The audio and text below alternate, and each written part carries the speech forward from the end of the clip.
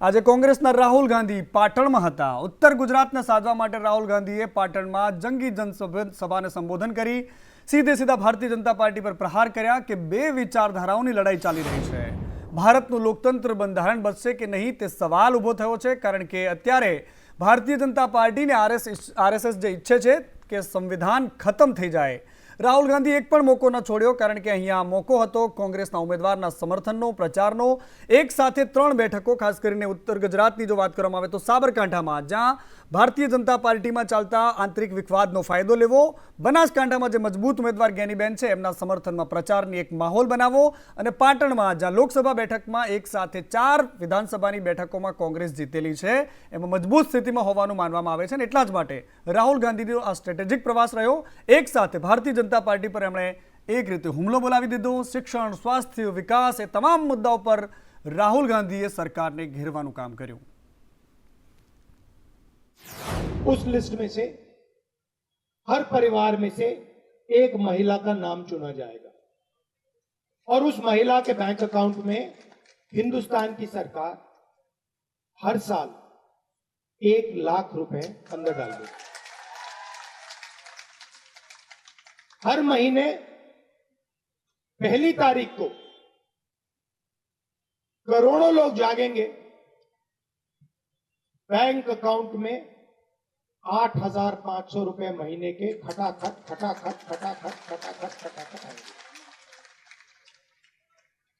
ये किसान के परिवार होंगे, मजदूरों के परिवार होंगे, छोटे व्यापारियों के परिवार होंगे, बेरोजगार युवा होंगे। इन परिवारों में कोई भी बेरोजगार युवा सरकार से 1 साल की अप्रेंटिसशिप मांग सकेगा और सरकार को गारंटी करके उसको 1 साल की नौकरी देनी ही पड़ेगी। नौकरी कहां होगी? प्राइवेट सेक्टर में होगी, पब्लिक सेक्टर में होगी, सरकारी अस्पतालों में होगी, सरकारी ऑफिसेज में होगी, सरकारी कॉलेजेस यूनिवर्सिटीज में होगी। और करोड़ों युवाओं को साल का 1 लाख रुपया, महीने का 8,500 रुपया और 1 साल की टॉप ऑफ लाइन ट्रेनिंग मिलेगी। और उसके बाद हिंदुस्तान को एक ट्रेन्ड वर्कफोर्स इस योजना के माध्यम से मिलेगी। રાહુલ ગાંધીના ચૂંટણીના વાયદાઓ હતા, ગુજરાતના મતદારોને લોભાવવા માટેની આ વાતો હતી, કારણ કે રાહુલ ગાંધી એમના મેનિફેસ્ટોની વાતો કરતા હતા, ભારતીય જનતા પાર્ટી માટે પ્રહાર કરતા હતા અને સીધી રીતે કોંગ્રેસને કેવી રીતે ફાયદો થાય એના માટેની વાતો રાખી। પરંતુ રાહુલ ગાંધીનું એક નિવેદન જેનાથી ગુજરાત સહિત દેશની રાજનીતિ ગરમાઈ છે। રાહુલ ગાંધીએ કહ્યું કે રાજાઓ ગમે તેની જમીન હડપી લેતા હતા, અને આ જ મામલે ગુજરાતમાં રાજનીતિ ગરમાગરમ છે। રાહુલ ગાંધીના નિવેદનને લઈને શું થઈ રહ્યું છે, CR પાટીલે શું જવાબ આપ્યો, આવો જોઈએ। કોંગ્રેસના નેતાઓના નિવેદનો એને જો શુદ્ધ ગુજરાતીમાં કહીએ તો બફાટ કરવાનો એ એમનો સ્વભાવ છે। આજે જ્યારે એમને ભીત ઉપર એમની હાર દેખાઈ રહી છે અને ગુજરાતમાં તો clear cut 26 seat Bharatiya Janata party જીતી રહી છે, ત્યારે સ્વાભાવિક એમને બોખલાહટને કારણે ગમે તેવા નિવેદન કરવા, ગમે તે સમાજ માટે ગમે તેવા શબ્દ પ્રયોગ કરવા એ એમનો સ્વભાવ રહ્યો છે। આપણે જોયું હશે કે ક્ષત્રિય સમાજ માટે પણ, રાજા મહારાજાઓ માટે પણ રાહુલ ગાંધી હમણાં 2 દિવસ પહેલાં પણ જે કહ્યું કે આ લોકો લૂંટ કરતા હતા, કોઈની પણ જમીન લૂંટી લેતા હતા। આ ક્ષત્રિય સમાજને રાજા મહારાજાની બેન દીકરીઓ માટે કેટલી ગંદી ભાષામાં વાત કરે છે, એક આ સ્ટેટમેન્ટ છે। અને બીજું સ્ટેટમેન્ટ જે વખતે જે સત્તાઓ હતી એમાં જે કંઈ બનાવો બનતા એની ટીકા છે। એ ટીકા અને બેન દીકરીઓને ગંદી ભાષામાં વાત કરતા નિવેદનને ના સરખાવી શકાય। ક્ષત્રિયોનું આંદોલન એ બેન દીકરીઓ ઉપર ગંદી કોમેન્ટ કરવાવાળા રૂપાલાની સામે છે, અને રૂપાલાને ટિકિટ ના આપો। રાહુલજી ઉપર બરાબર ગરજે છે એમના નિવેદન ઉપર। રૂપાલા જ્યારે બોલ્યા, કેમ એ નહીં બોલ્યા? ગુજરાત નહીં, દેશના ક્ષત્રિયો સવાલ પૂછે છે। અને રાજનીતિ આનું જ નામ છે। તમારી ભૂલ એ મોટી ભૂલ, અમારી ભૂલ એ નાની ભૂલ, અને એકબીજાના જ્યારે મોકો મળે છે તો પ્રહાર કરવાનું ચૂકાતું નથી। ભાજપના સાંસદ છે કેસરીદેવસિંહ ઝાલા, જેમણે રાહુલ ગાંધી પર પ્રહાર કર્યો. રાહુલ ગાંધી રાજવી પરિવારની ભૂમિકા ભૂલી ગયા લાગે છે. કેસરીદેવસિંહે આ વાત કરી છે. રાહુલ ગાંધીએ રાજવી પરિવારનું અહિત કર્યું છે. દેશનો ઇતિહાસ તેઓ જાણતા નથી તેવું પણ તેમણે કહ્યું છે. ખરેખર આ ચૂંટણીના અંદર આ બંને જણાઓ જે બે દિવસના અંદર જે આ ટિપ્પણી કરી છે એને ખરેખર ગુજરાતની પ્રજા, ક્ષત્રિય સમાજ મોટે પાયે આ બે જે મુદ્દા મૂકવામાં આવ્યા છે એને વખોડી કાઢે છે. અને ખરેખર આજ સવારથી જે મુદ્દા મૂકવામાં આવ્યા છે આ બધાના ધ્યાન ઉપર છે. રાજા રજવાડાઓને ઉપર ટિપ્પણી કરવી, આ પ્રકારની ક્ષત્રિય સમાજની નીચા દેખાડવાના જે કૃત્ય આ બે વ્યક્તિઓ જે કરી છે એને અમે વખોડી કાઢી છે. અને આવનારા સમયના અંદર આ બંને જણાઓ સમાજની માફી માગે એવી અમારી અપીલ છે. તો રાહુલ ગાંધીનું એક નિવેદન, જેમાં એમણે કહ્યું કે ભારતીય જનતા પાર્ટી અનામત ખતમ કરવા માંગે છે. અને એના જવાબમાં પૂર્વ નાયબ મુખ્યમંત્રી નીતિન પટેલે જવાબ આપ્યો છે. નીતિન પટેલ રાહુલ ગાંધીને જવાબ આપતા કહી રહ્યા છે કે રાહુલ ગાંધીને દેશની બંધારણીય વ્યવસ્થાનું જ્ઞાન નથી એવું લાગી રહ્યું છે. બંધારણમાં અનામતની જોગવાઈ છે અને ભાજપ સરકારે અનામતની તમામ જોગવાઈઓ લાગુ કરી છે. અનામત નાબૂદ કરવાનું ભાજપ કદી પણ વિચારી શકે નહીં. બેરોજગારીના મુદ્દે પણ નીતિન પટેલ બોલ્યા કે સરકારમાં નોકરી મર્યાદિત લોકોને મળે છે, પરંતુ ખાનગી કંપનીમાં કરોડો યુવાનોને નોકરી મળી રહે છે. જો રાહુલ ગાંધીને દેશની બંધારણીય વ્યવસ્થાનું કોઈ જ્ઞાન નથી, દેશના બંધારણમાં પૂજ્ય ડૉક્ટર બાબા સાહેબ આંબેડકર અને બંધારણ સભા દ્વારા જે નિર્ણયો થયા છે અને જે બંધારણ દેશને પ્રાપ્ત થયું છે એમાં અનામતની સંપૂર્ણ જોગવાઈઓ છે. અને અમારી ભારતીય જનતા પક્ષની સરકાર હંમેશા બંધારણીય જોગવાઈઓને અનુસરતી આવી છે. અનામત નાબૂદ કરવાનું આજે નહીં ને ભવિષ્યમાં પણ કદી નહીં એ ભારતીય જનતા પક્ષનો નિર્ણય છે.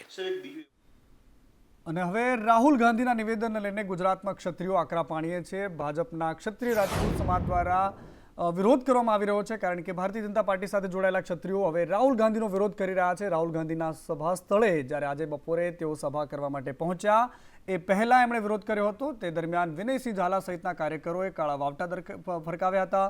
રાહુલ ગાંધી સભા સ્થળે પહોંચે તે પહેલા ઉગ્ર વિરોધ કર્યો અને પોલીસે તેમને ડિટેન પણ કર્યા હતા.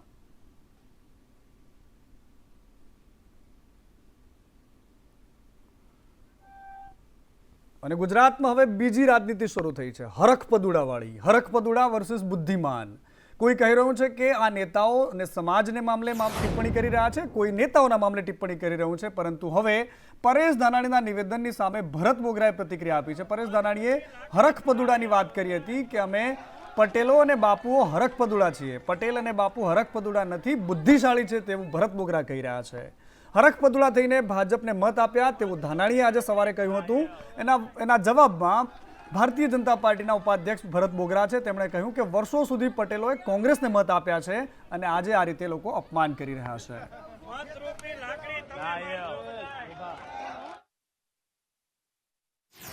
95 આપણે 18 વર્ષે એક થઈ ભયભૂખ ભ્રષ્ટાચાર નાબૂદ કરવા ભાજપનું બી વાવ્યું. બધાએ લોહી પરસેવાના ટીપે સિંચીને એને વટવૃક્ષ બનાવ્યું અને એમાં અમે પટેલિયાઓ અને બાપુ આમાં છે નહીં. હા બેઠા પટેલિયાઓ બાપુ બે બળે ચીડા. હરખપદુડા ભાજપના બીને દરરોજ ઉઠીને 10 ડોલ પાણી પાયું કે આ જલ્દી ઝાડ મોટું થાય ને ભર ઉનાળે છાયો મળશે. 15માં અમારે અખતરો કરવાનો થયો ને ત્યારે ખબર પડી કે વાહા ફાટી ગયા. આજ ભાજપના નેતાઓ, એની સરકાર, એની સૂચનાથી એની પોલીસે અમારી મા બેન દીકરીઓને મારીને લોટ બાંધી દીધી. પરેશભાઈને મેં કીધું ને, ખાલી એક પરેશભાઈને આખો ગાણવો દાજેલો છે. રાહુલ ગાંધીથી લગાડીને પરેશભાઈ સુધી દરેક જ્ઞાતિ જાતિ વચ્ચે વય મનસ્ય ફેલાવવાનું કામ કરે છે. અમે ક્યારેય કોઈ જ્ઞાતિ માટે, કોઈ વ્યક્તિ માટે ચર્ચા ચૂંટણીના ટાઈમે નથી કરતા. અમે વસુધૈવ કુટુંબકમની ભાવનાની વાત કરીએ છીએ. અને પટેલિયાઓ એ હરખપદુડા નથી, પટેલિયાઓ બુદ્ધિશાળી કોમ છે. વર્ષો સુધી કોંગ્રેસને એમણે સત્તાઓ આપી હતી ભૂતકાળમાં, પરંતુ જે રીતે કોંગ્રેસની દાદાગીરી, જે રીતે કોંગ્રેસની ગુંડાગર્દી અને દેશ વિરોધી માનસિકતા થતી ગઈ, ત્યારે પટેલિયાઓ એમનું પરિવર્તન કરીને આજે એક પટેલ નહીં, આ ગુજરાતની 18 વરણ દરેક જ્ઞાતિના લોકો ભારતીય જનતા પાર્ટીને 28 વર્ષથી સત્તામાં લાવે.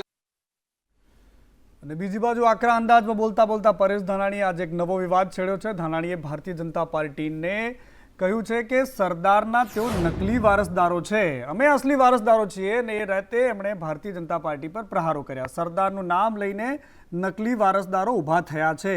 આ લડાઈ નકલી સામે લડવાની છે, આ લડાઈ નકલી વર્સિસ અસલીની છે, તેવું પણ ધાનાણીએ કહ્યું.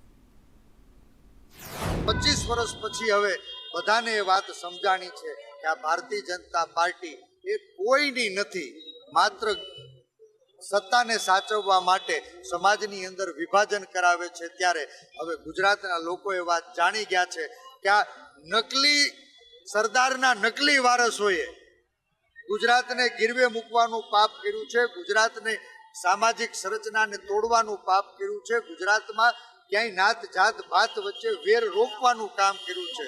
સરદારના નકલી વારસોએ સ્વાર્થ માટે જે ગુજરાતમાં વર્ગ વિગ્રહની આગ લગાવી છે એ ઠારવા માટે હવે સરદારના અસલી વારસો મેદાનમાં આવ્યા છે. આ લડાઈ નકલી વર્સિસ અસલીની થવાની છે.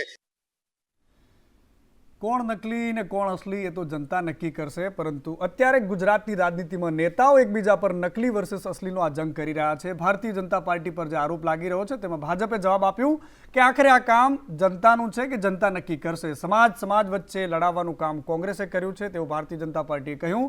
તો કોંગ્રેસના નેતાઓ કહી રહ્યા છે કે ભાજપના પાટીદાર નેતાઓ અવાજ નથી ઉઠાવતા, જે અન્યાય સામે અવાજ ન ઉઠાવે તેને નકલી વારસદાર જ કહેવાય, તેવું લલિત કગથરાએ કહ્યું છે. કે ભારતીય જનતા પાર્ટીના કોઈ પણ ધારાસભ્ય કે સંસદ સભ્ય છેલ્લા 1.5 વર્ષ ત્યાં એક પણ જગ્યાએ સરકારની સામે ખેડૂત, ગામડું કે કોઈ પણ લોકોના પ્રશ્ન ઉઠાવ્યા નથી. અસલી સરદારે કાયમને માટે ગમે તેવી સંતલનની સામે લડે અને સરદારનો વારસદાર હોય એ સરદારે કીધું છે કે કાળજુ સિંહનું રાખજો, ખોટું બોલતા નહીં, કાળજુ સિંહનું રાખવું.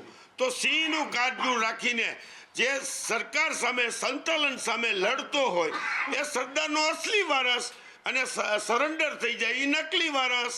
કોઈ પણ લોકશાહીમાં લોકો નક્કી કરે છે કોણ ઓરિજિનલ છે અને કોણ નથી. હવે ભારતીય જનતા પાર્ટીએ નરેન્દ્રભાઈ મોદીને જે પ્રકારે દેશે જે રીતે જંગી બહુમતીથી 2 વખત પ્રધાનમંત્રી ચૂંટ્યા છે, ભારતીય જનતા પાર્ટીને 26 સીટોમાં જીતાડી છે, એના ઉપરથી સ્પષ્ટ છે કે આમાં ઓરિજિનલ કોણ છે અને કોણ નથી એ નક્કી થઈ ગયું છે. હવે જ્યારે ત્રીજી વખત આ જ પ્રકારના પરિણામ, કદાચ એનાથી ખરાબ કોંગ્રેસ માટેના પરિણામ આવવાના છે, એ પરેશભાઈને ખ્યાલ આવી ગયો છે અને એટલા માટે એમણે આ જાતનું નિવેદન કર્યું છે. સરદાર પટેલ ગુજરાતના નેતાઓ માટે અત્યારે રાજનીતિનું સાધન છે, અને એટલા જ માટે પાટણના એમએલએ છે કિરીટ પટેલ, એમણે પણ ધાનાણીના સમર્થનમાં આવીને વાત કરી કે સરદારનું નામ મિટાવતા લોકો સામે ધાનાણીનું નિવેદન છે. સરદારના ખેડૂતો, દેશ માટેના વિચારો ખેડૂતોના હતા, એ કોંગ્રેસના વિચારો હતા, અને એટલા જ માટે સરદાર પટેલ તમામ સમાજના પ્રિય નેતા હતા, તેવું કિરીટ પટેલે કહ્યું છે. જો અમારા પરેશભાઈ ધાનાણી એ પાટીદાર સમાજમાંથી આવે છે અને એમને જે વાત કરી અસલી અને નકલીની, પરેશભાઈનો કહેવાનો મિનિંગ છે કે જે લોકો સરદારના નામની વાતો કરતા હતા, સરદારના નામના સ્ટેચ્યુ બનાવ્યા અને સ્ટેડિયમ ઉપરથી સરદારનું નામ હટાવી દીધું. શબ્દોનો આ જંગ ચૂંટણીના મેદાન સુધી છે, અને રાજનાથસિંહ કેન્દ્રીય રક્ષામંત્રી છે, તેઓ ગુજરાતના પ્રવાસે છે, અને કોંગ્રેસની સરખામણી તેમણે ડાયનાસોર સાથે કરી દીધી છે કે ડાયનાસોર લુપ્ત થયા છે, તેમ કોંગ્રેસ પણ હવે સાફ થઈ જવાની છે. જનતાને ગુમરાહ કરીને રાજનીતિ કરવાનું બંધ કરો. કોંગ્રેસની હુકુમતમાં આતંકી હુમલાઓ થતા હતા, આજે ભારતમાં ક્યાંય હુમલા થતા નથી. પાડોશી દેશોને પણ ખબર પડી ગઈ છે કે ભારત હવે પહેલાનું ભારત નથી. मुझे लगता है जैसे डायनासोर इस धरती से लुप्त हो गया है, वैसे ही कुछ समय के बाद कांग्रेस की धरती से लुप्त हो जाएगी. अब हिम्मत नहीं है उनकी खड़े होने की, कांग्रेस की. मुझे लगता है कुछ दिनों के बाद लोग पूछेंगे, बच्चों से आप पूछेंगे 2024 समाप्त होने दीजिए, 10 साल के बाद छोटे बच्चों से पूछिएगा कांग्रेस कौन है, मुझे कौन कांग्रेस. मैं उनकी हालत जब देखता हूँ तो तो एक तरस भी आती है। मुझे लगता है जैसे डायनासोर इस धरती से लुप्त हो गया है, वैसे ही कुछ समय के बाद कांग्रेस की धरती से लुप्त हो जाएगी। રાજનાથસિંહ પોતાના અંદાજમાં પ્રચાર કરી રહ્યા છે. કોંગ્રેસની સરખામણી ડાયનાસોર સાથે કરી રહ્યા છે. ઉમેદવારનો પ્રચાર કરવા માટે આવેલા રાજનાથસિંહે જાહેર મંચ પરથી આ નિવેદન આપ્યું, જેની સામે કોંગ્રેસના નેતાઓમાં રોષ છે. રાજનાથસિંહના નિવેદન પર શું કહી રહ્યા છે કોંગ્રેસના નેતાઓ, આવો સાંભળીએ. રાજનાથસિંહજી એક બીજેપીના વરિષ્ઠ નેતા છે. વાજપેયીજી જ્યારે હતા ત્યારે પણ એ બહુ મોટા મિનિસ્ટર રહી ચૂક્યા છે.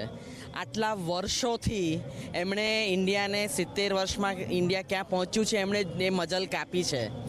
પોતાની પાર્ટીમાં કશું જોઈ નથી રહ્યા કે શું લુપ્ત થઈ રહ્યું છે અને ડાયનોસોર સુધીની સ્પીસીસ સુધી પહોંચી જાય છે.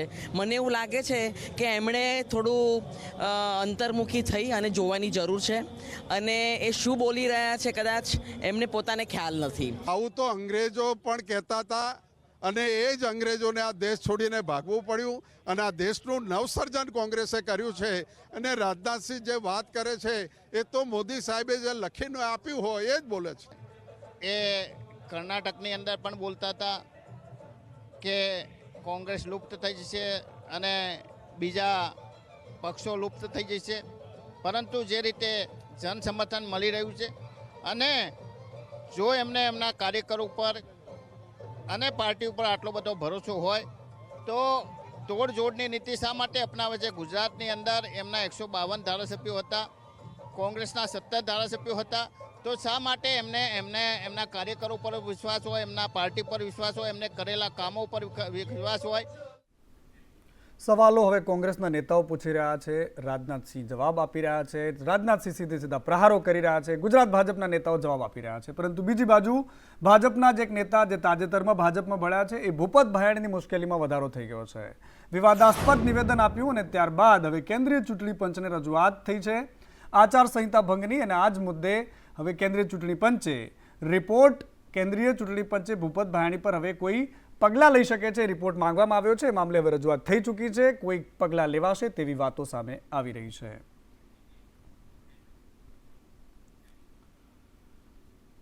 અને કેન્દ્રીય ગૃહમંત્રી અમિત શાહ અમદાવાદમાં આવતીકાલે સભા ગજવવાના છે. અમિત શાહ આવતીકાલે અમદાવાદ આવવાના છે. અમદાવાદના નરોડામાં જનસભાને સંબોધિત કરશે. ભારતીય જનતા પાર્ટીના ઉમેદવાર હસમુખ પટેલના સમર્થનમાં તેઓ સભા ગજવવાના છે. આ પહેલા પોતાની ઉમેદવારી વખતે તેઓ અહીં આવ્યા હતા, રોડ શો કર્યો હતો, જબરદસ્ત માહોલ બનાવ્યો હતો ભાજપ માટે. અને હવે ફરી એકવાર તેઓ અમદાવાદના ઉમેદવાર માટે પ્રચારમાં આવી રહ્યા છે. એ દરિયો હવે ડ્રગ્સનો દરિયો બની ગયો છે, કારણ કે એટીએસ અને કોસ્ટગાર્ડ રોજે રોજ લગાતાર 3 દિવસથી અહીંયા મોટી માત્રામાં ડ્રગ્સનો જથ્થો ઝડપી પાડી રહી છે. આ દ્રશ્યો છે કે એક પછી એક લગાતાર 3 દિવસ સુધી આ જ પ્રકારના દ્રશ્યો દરિયામાંથી જોવા મળ્યા. પહેલા દિવસે 173 કિલોના ડ્રગ્સ સાથે 2 માછીમારોની ધરપકડ કરી. 2 ભારતીય માછીમારો પાકિસ્તાનથી લાવી રહ્યા હતા ડ્રગ્સ. ₹60 કરોડનું ડ્રગ્સ હસીસ હોવાનું ખુલ્યું છે. ડ્રગ્સનો જથ્થો બોટ મારફતે દ્વારકામાં ઉતારવાનો હતો. દ્વારકાથી સાઉથના ડ્રગ્સ માફિયાને પહોંચાડવાની વાત હતી. મુંબઈ અને બીડના 3 શખ્સ ડ્રગ્સ લાવવાના હતા. દરિયાઈ માર્ગેથી ડ્રગ્સ ઘુસાડવાનો આખો પ્લાન હતો. આ 3 તસવીરો કે જેમાં કેવી રીતે ડ્રગ્સ અહીંયા પહોંચાડવામાં આવી રહ્યું છે તેની આ સાક્ષી પૂરે. અને હવે વાત કરવી છે ગરમીની, કારણ કે રાજ્યમાં કાળઝાળ ગરમીની આગાહી થઈ ચૂકી છે. રાજ્યના કેટલાક ભાગોમાં હીટવેવની આગાહી છે. સૌરાષ્ટ્ર અને દરિયાકાંઠાના વિસ્તારોમાં હીટવેવની આગાહી છે. પોરબંદર, ભાવનગર અને દીવમાં હીટવેવની આગાહી થઈ છે. સૌરાષ્ટ્રમાં આગામી 3 દિવસ યલો એલર્ટ જાહેર કરવામાં આવ્યું છે.